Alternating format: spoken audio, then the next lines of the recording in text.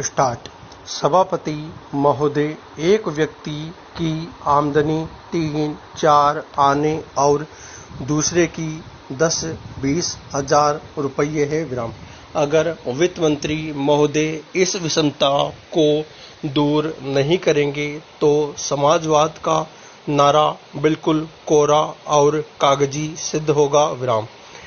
इस देश में 8-10 करोड़ हरिजनों का एक ऐसा वर्ग है जिसकी आर्थिक स्थिति बहुत गिरी हुई है। विराम। इस बजट में उनकी उन्नति और कल्याण की योजनाओं का समावेश होना चाहिए। विराम।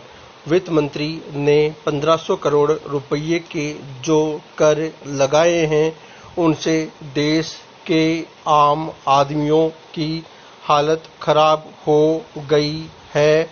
विराम। मुझे इस बात की प्रसन्नता है कि योजना के अंतर्गत देश में विकास कार्य हो रहा है। विराम। और हम इस दिशा में जो कुछ कर पाए हैं वह प्रशंसनीय है, लेकिन मुझे दुख के साथ कहना पड़ रहा है कि जहां कृषि के क्षेत्र में उत्पादन बढ़ रहा है, उद्योग के क्षेत्र में उत्पादन बढ़ रहा है, देश की संपत्ति बढ़ रही है, हर आदमी की औसत आय भी बढ़ रही है, फिर भी हमारे यहाँ की पुरानी गरीबी बिल्कुल नहीं हटी है। विराम। मैं समझता हूँ कि यह इस सदन के लिए और सरकार के लिए विचार करने का विषय है कि क्या कारण है कि जब हम 55 वर्ष से अपने देश की गाड़ी कमाई का रुपया और दूसरे देशों से कर्जा लेकर बड़ी बड़ी रकमें देश के विकास के लिए खर्च कर रहे हैं और देश में धन भी पैदा हो रहा है, तब भी देश में जो लोग गरीब हैं उनकी गरीबी दूर नहीं हो पा रही है। विराम। क्या यह आश्चर्य की बात नहीं है? विराम।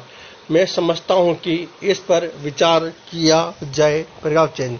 यह ठीक है कि हम समाजवाद के रास्ते पर जा रहे हैं, लेकिन समाजवाद के रास्ते पर ठीक ठीक चले तो भी हम यह अनुमान नहीं लगा पाते कि कितने वर्षों में हमारे देश की गरीबी दूर होगी। विराम।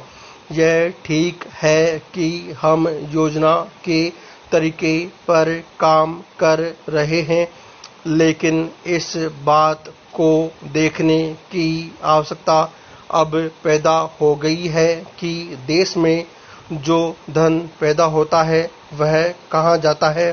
विराम। इतनी प्रगति होने पर भी हम देखते हैं कि गरीबी दूर नहीं हो पा रही है। विराम। गरीबी को खाने के लिए अन्न नहीं मिलता, पहनने के लिए कपड़ा नहीं मिलता। इसका क्या कारण है? यह गंभीरता पूर्वक सोचने की बात है। विराम। यह समस्या समाजवाद का प्रस्ताव पास करने से ही हल नहीं होगी। प्रभाव चेंज। उपाध्यक्ष महोदय, मैं राष्ट्रपति महोदय के भाषण पर जो धन्यवाद प्रस्ताव है उसका समर्थन करने के लिए खड़ा हुआ हूँ। विराम। मुझे इस बात की खुशी है कि हमारी सरकार ने समाजवाद का केवल नारा ही नहीं लगाया है, बल्कि समाजवाद को मूर्त रूप देने के लिए कदम भी उठाने प्रारंभ कर दिए हैं। विराम। सबसे बड़ी बात तो यह है कि गरीबी हटाओ, गरीबी मिटाओ यह केवल आंदोलन ही नहीं रहा, बल्कि इसको कार्य रूप में परिणत करना भी आरंभ कर दिया गया है। विराम। इसके लिए मैं अपने प्रधानमंत्री को जितना भी धन्यवाद दूं वह थोड़ा ही है। विराम। मुझे आपसे यह भी कहने का साहस हो रहा है कि सरकार ने इस समय हमारे पहाड़ी क्षेत्रों को पूर्ण राज्य का दर्जा दे दिया है विराम। आज तक तो वे बिल्कुल पिछड़े हुए थे विराम। मैं आपसे यह कहने का भी साहस कर रहा हूं कि पहाड़ी और सीमा के क्षेत्रों को राज्य का अधिकार तो दे ही दिया गया है, उनको यह अवसर भी दिया गया है कि वे अपने पिछड़े हुए इलाके को उन्नत बनाने के लिए स्वयं प्रयत्न करें और अपने पैरों पर खड़े हो। लेकिन मुझे बड़े दुख के साथ आपके सामने यह कहना पड़ रहा है कि हमारे उत्तर प्रदेश के जो पहाड़ी जिले हैं वे आज भी बहुत ज़्यादा पिछड़े हुए हैं और उनको कोई देखने वाला नहीं है विराम। मैं सरकार का ध्यान इस बात की ओर दिलाना चाहता हूं कि कुछ दशक पहले इसी दिल्ली में पहाड़ी इलाकों के सैकड़ों भूमिहीन किसानों का एक बहुत बड़ा जुलूस निकला था और उन्हें हमारे राष्ट्रपति ने आश्वासन दिया कि उनकी भूमि समस्या हल करने के लिए वे उत्तर प्रदेश की सरकार को लिख रहे हैं। लेकिन आपको सुनकर आश्चर्य होगा कि कई वर्ष बीत गए किंतु एक चप्पा भूमि भी किसी भूमिहीन को आज तक नहीं दी गई है विराम। हमारे भूमिहीन किसान कभी जेल में सड़ते हैं और कभी कहीं मारे फिरते हैं, लेकिन भूमि उन्हें नहीं मिली। Paragraph change.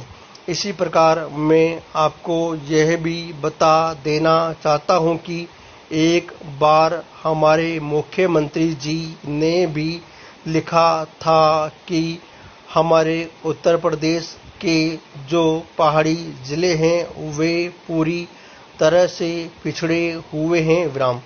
इसके अलावा एक बार हमारे प्रधानमंत्री जब यहाँ दौरे पर आए थे तब उन्होंने एक सार्वजनिक सभा में भाषण दिया था विराम। Paragraph change. उपाध्यक्ष महोदय अपने भाषण में उन्होंने कहा कि मैंने आज तक ऐसी गरीबी के दर्शन नहीं किए जैसा कि मैं देख रहा हूँ विराम।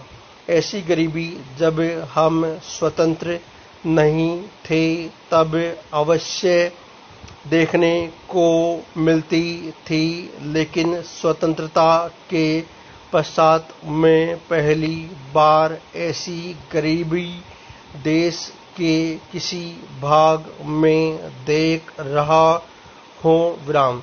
देश के विकास के काम को बढ़ाकर ही ऐसी गरीबी हम हटा सकते हैं विराम। सरकारी उद्योगों की स्थिति अजीब है विराम।